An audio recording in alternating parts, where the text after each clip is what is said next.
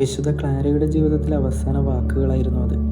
മരണമാസന്നമായി നിറഞ്ഞ അവൾ തൻ്റെ അവസാന പ്രാർത്ഥന ഉച്ചരിച്ചത് ഇപ്രകാരമായിരുന്നു: നാഥ, എന്നെ സൃഷ്ടിച്ചതിന് അങ്ങേക്ക് നന്ദി.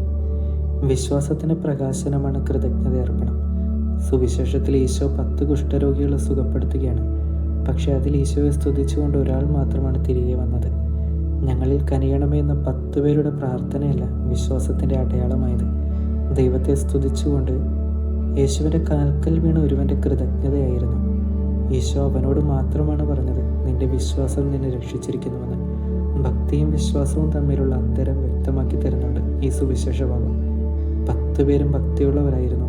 പക്ഷെ അതിൽ ആ ഭക്തിക്കൊപ്പം ഒരാൾക്ക് മാത്രമാണ് വിശ്വാസം ഉണ്ടായിരുന്നത്. 10 പേർക്ക് സൗഖ്യം കിട്ടിയെങ്കിൽ അതിലൊരാൾക്ക് മാത്രമാണ് രക്ഷ കിട്ടിയത്. നമ്മുടെ ജീവിതത്തിലും ഭക്തിയും വിശ്വാസവും രണ്ടും പരസ്പര പൂരകങ്ങളായി ജീവിതത്തിലുണ്ടാവണം. വിശ്വാസത്തിൽ കൂടുതൽ വളരുവാനായിട്ട്, ദൈവത്തോട് നന്ദിയുള്ളവരായി വളരുവാനായിട്ട് നമുക്ക് പ്രാർത്ഥിക്കാം. ദൈവം നമ്മളെല്ലാവരെയും അനുഗ്രഹിക്കട്ടെ.